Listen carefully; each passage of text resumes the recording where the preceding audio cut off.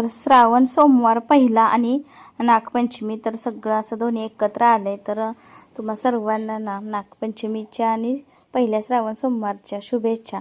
आणि सकाळ सकाळी चालले होते काम, तर शेंगदाणे भाजले, थोडंसं मटकी भाजून यांना नाश्ता दिला मटकीचाच. तर म्हणलं खातील आणि इकडं चाललं होतं. तर डायरेक्ट डाळ पण लगेच सकाळीच मी शिजायला ठेवली होती. तर म्हणलं पुरण वगैरे करून पोळ्या करायच्या त्यामुळे.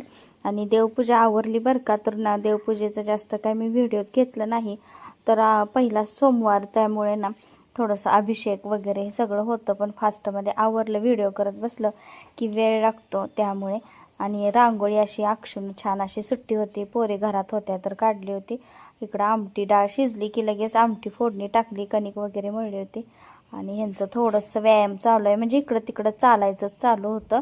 कारण की थोडंसं म्हणजे चाललं पण पाहिजे, नाही तर पाय तसंच आकडून बसलं तर त्रास होतो ना. तर आपले बघा येळवणीची आमटी ही छान अशी तयार झाली. तर येळवणीचं एवढं पाणी निघालं होतं आणि छान अशी आमटी झाली. नंतर पोळ्या वगैरे झाल्या. तर अगोदर नैवेद्याच्या नेहमीच मी पोळ्या करताना आपल्याला नैवेद्याला जे लागतात ते करून घेते, म्हणजे साईडला आपण सगळं नैवेद्याचं काढून ठेवलं की अनु लहान आहे, अनुला कसं लागतं खायला वगैरे, त्यामुळे मग देवाचं अगोदर साईडला ठेवते आणि मग बाकीचं करून घेत असते मी.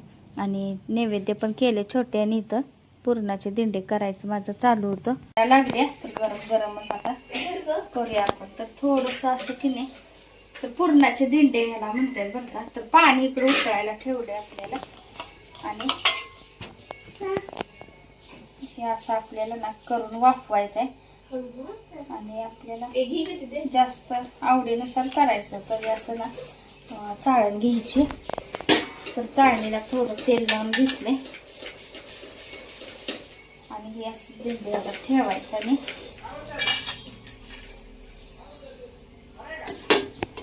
तर असं एक एक करून आपल्याला जेवढं पाहिजे तेवढं करायचे. तर म्हटलं पोळ्या पण थोड्या करू अगोदर, असं दिंडे करून ठेवूया म्हटलं, म्हणजे नैवेद्याला पण होते. आणि यामध्ये तूप घालून खूप छान लागते बरं का खायला.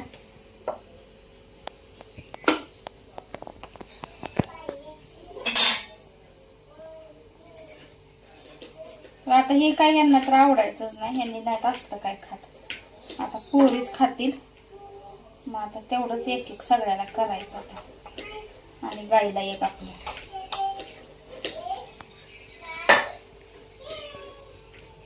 लहान मोठं जरा पहिलं लयच मोठं झालं बरं का. तर नैवेद्याच्या अगोदर म्हटलं छोट्या पोळ्या करून घ्याव्यात. आणि मग आपल्याला तर शाबू भिजवलाय, अजून शाबू तर केलाच नाही. पोळ्याच मी उरकायला लागले का, तर यांना जेवण द्यायचंय. तसा नाश्ता सकाळी आज मटकीचा दिला, तर मटकी होती तर म्हणलं भाजून आपली त्यांना आवडती पण आणि खात्यात, मग मटकीच दिली भाजून. सकाळची पित्ताची गोळी वगैरे असते ना. आणि आता म्हणलं पोळ्या उरकाव्यात, म्हणजे यांना नैवेद्य दाखवून मग यांना द्यायला येते. आणि आपलं नैवेद्याचं पण साईडला आपण काढून ठेवून मग यांना जेवण द्यायचं. आणि मग आता शाबू करावं म्हणलं खायला. तर शाबू भिजत घातलाय. देवपूजा वगैरे झालं माझं.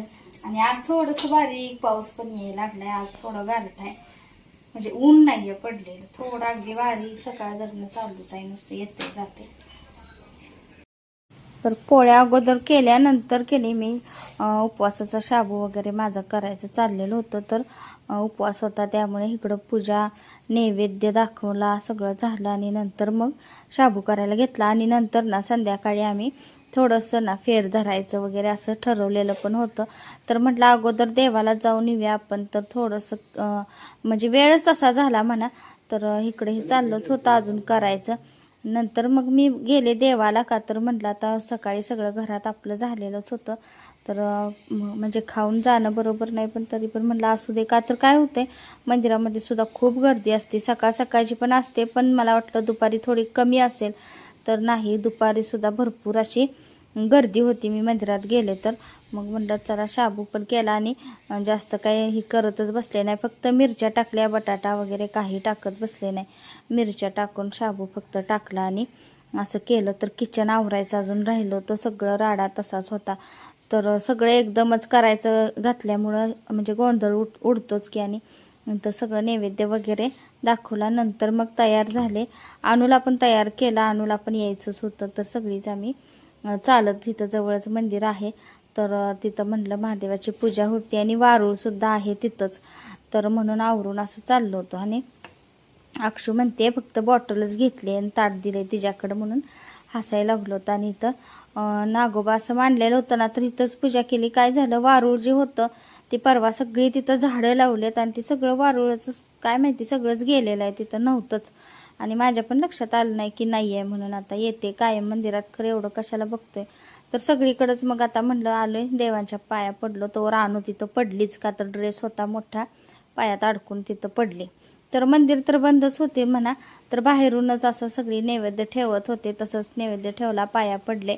आणि आतल्या तिथं तर इतकी गर्दी होती, तर रांग लागली होती सगळ्यांनी. तर बाहेरच्याच पिंडीला पाया पडून अभिषेक सगळं तिथं केलं वगैरे, शिवामूठ वाहिली. आणि आतल्या फक्त मंदिरात तिथं फक्त पाया पडले, म्हणजे नमस्कार केला. आणि इथं बसले होते मी जरा वेळ. आणि अनुच इकडं फोटोशूट चाललं होतं, तर पोरी लागले होते अनुचे फोटो काढायला.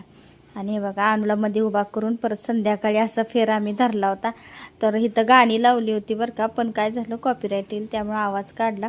इथं मोबाईलवरती गाणी लावून असं ठेवलं होतं. आणि आपलं थोडंसं तेवढंच आम्ही 5-6 जणी इथं म्हणजे असं फेर धरून आपलं गाणी लागली होती. तर चाललं होतं आमचं इथं करायचं. आणि रिओ पण तिथं लागला मध्ये मध्ये. तर अनु परत आलीच नाही, बसली परत साईडला जाऊन. आणि अनुला फुगडी खेळायची होती. थोडेसे जे आमचे फोटो काढलेले होते सगळ्यांचे ते, आणि नंतर ना अनुचे पण असेच फोटो काढलेले होते, तर ते पण थोडेसे तिथं ॲड केलेत. आणि आजचा नागपंचमीचा आणि सोमवारचा व्हिडिओ कसा वाटला नक्की सांगा. आवडला असेल तर लाईक करा. आणि धन्यवाद.